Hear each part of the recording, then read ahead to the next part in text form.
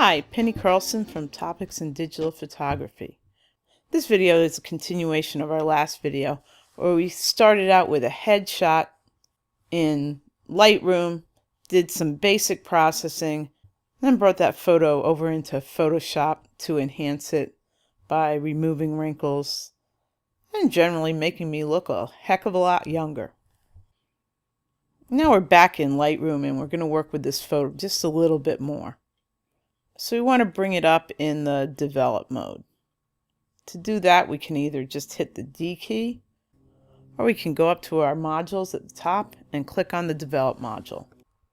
This time I'm just going to hit the D shortcut key to bring it up in the develop module. One of my favorite tools in Lightroom is this adjustment brush. And I'm going to use the adjustment brush to soften up my face a little bit more by bringing down the clarity in the picture. And with our adjustment brush, we can set the size of the brush. We can also use the right and left bracket keys for that while we're working on it. We can set the density, which I'm going to put that all the way up to 100%. And we want to have the flow set at 100%. I do like to feather my edges a little bit. For most selections, you're going to want to have your auto mask on. Your auto mask helps find natural lines in the photograph. It makes it easier to select most things. I'm just going to go through and paint my face and chest area. Now you're not going to be able to see where you're painting at first. There's a trick to seeing where you can paint, and that is to just hit the O key, which will show you your selected area. I'm painting around on my face, and I am avoiding my teeth and my eyes because basically I'm going to unsharpen my face just a little bit. Unlike most photography where you want a nice sharp picture, people's skin looks better if it's a bit softer. But I don't want to soften my eyes or my teeth. We want them to stay nice and sharp. If I go out of the lines at any point in time, I can hit the erase key and just go through and undo it. And when I'm done erasing, I can go back to my brush. You see you can use two different brushes. I normally just use one. I'll use my Control plus or Control minus keys to zoom in when I need to and to zoom back out to make sure I've gotten everything. Go over my arms a little bit. Now we want to get rid of the red and start adjusting our selection. To do that, we just hit the O key. What we're going to do now is we're just going to make adjustments to the area that we've selected.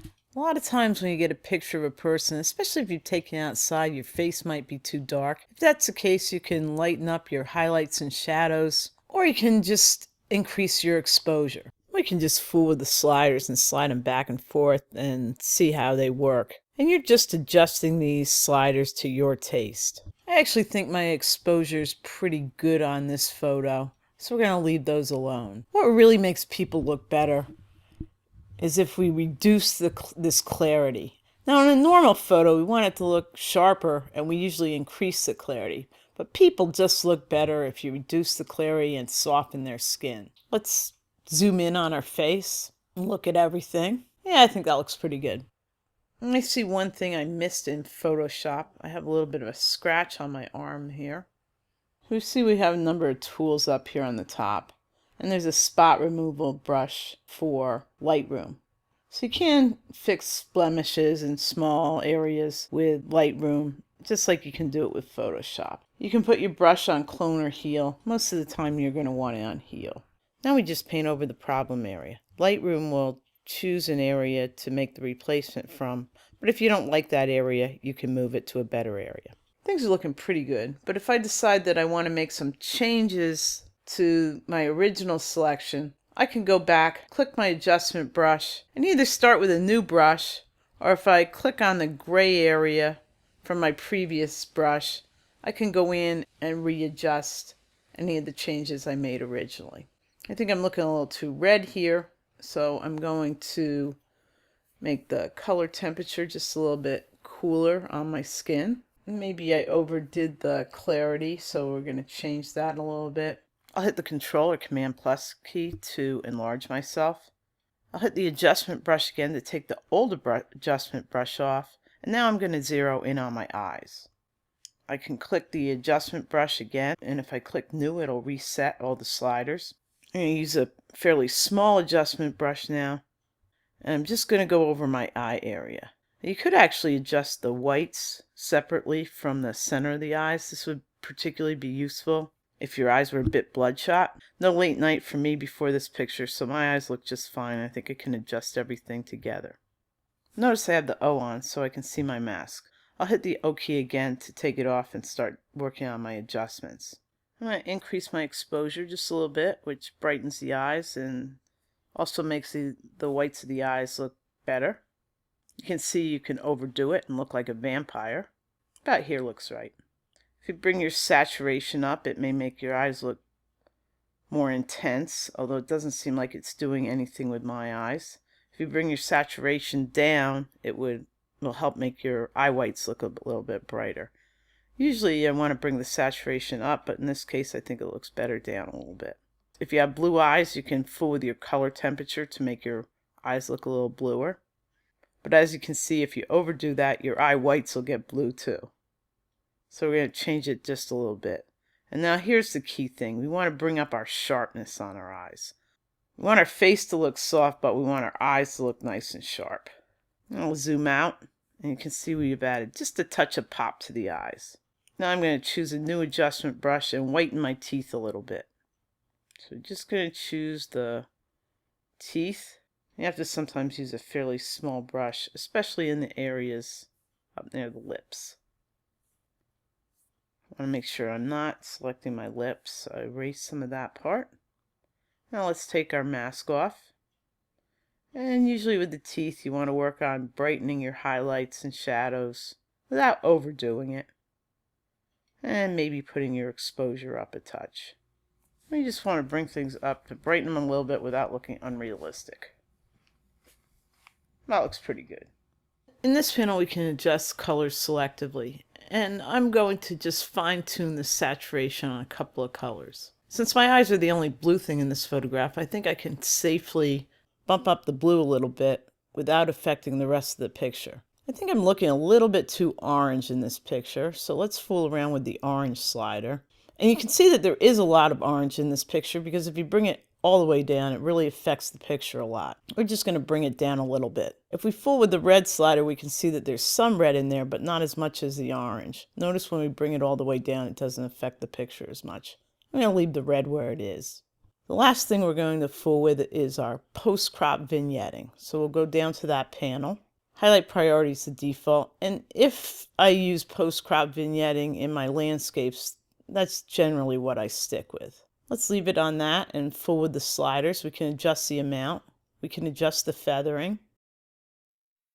We wouldn't want to adjust the midpoint on this picture, but we can make our vignetting more or less round. I like it round with this picture. We can compare highlight priority, color priority, and paint overlay. I often like the paint overlay for people, and that's what I'm going to use with this picture. I'll just adjust it until I get it where I like it. This looks good. And now let's compare our before and after shots. We'll go back to the library mode. We'll select both pictures. We'll hit Control-Shift-F on the PC or Command-Shift-F on the Mac so that we can bring them up in full screen. You can hit F again to bring up a black mask. Let's take another look at our before picture and our after picture. I think I've improved the picture quite a bit. Look at our before again. Yep, I think I've got a picture that's ready to post on Facebook. And all my friends that haven't seen me in years are going to wonder how I stayed looking so young. Okay, our photo's done, but there's one more thing that we're going to need to do. In order for you to upload this photo to eCollege, you're going to have to export it from Lightroom as a JPEG. Okay, so let's hit the F key again to bring our photo down. Okay, let's put our photo in develop mode. You can see on the left-hand side that all the actions I've completed with this photo to edit it are included in this history panel. And the history will go back to the point, see we did a lot, it'll go back to the point where I brought the photo in from Photoshop. And we could revert to that original photo if we wanted to by just clicking here. I don't want to revert to the original photo, but the other thing you'll find is that if you go into your file system now and bring up that PSD photo in Photoshop without going through Lightroom, that all the changes that we've made in Lightroom won't apply to that photo. And in fact, that unchanged PSD Photoshop file is one of the files I want you to upload to eCollege so that I can see all the work that you did on your layers. You can just find that file in your file system and upload it to eCollege. The additional changes you did in Lightroom won't be there. That's because Lightroom's non-destructive editing process keeps all of your edits separate from your original photo file. Let's go back to the library. I want to show you one other thing.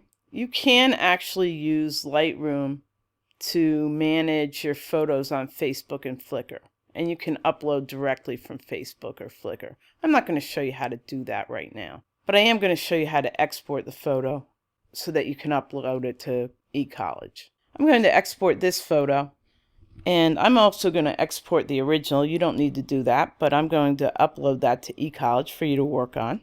So I'll select those two photos. In order to export them, I can right-click and go to Export. So we go to this top export right here, and it'll bring up a box that lets me choose where and how to export the photo. You can choose the specific folder where you want to put the picture.